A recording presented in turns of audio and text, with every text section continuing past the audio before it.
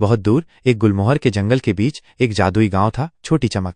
इस गांव में बेहद नन्ही परियां रहती थीं। वे फूलों की पंखुड़ियों के नरम बिस्तर पर सोती थीं, ओस की बूंद बूंद पानी पीती थीं और घोंघे के खोल से बनी हल्की हल्की लाइटों से अपने घरों को रोशन करती थीं।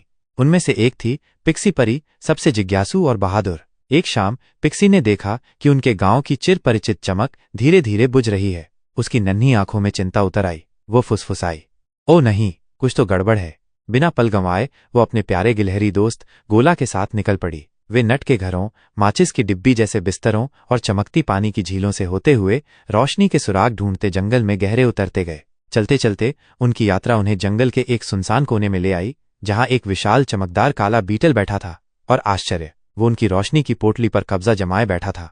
पिक्सी ने साहस बटोरकर पूछा, तुमने हमारी चमक क्यों चुराई? यह हमारे गांव की रोशनी है। बीटल ने धीरे से सिर उठाया। उसकी आंखों में थोड़ी उदासी थी। वो धीमी आवाज में बोला, मुझे भी अपने घर में उजाला चाहिए था। मेरा घर हमेशा अंधेरे में रहता है।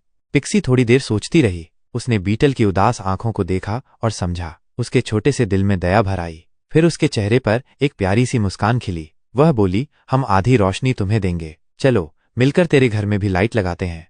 फिर क्या था, पिक्सी, गोला और बीटल ने मिलकर काम किया।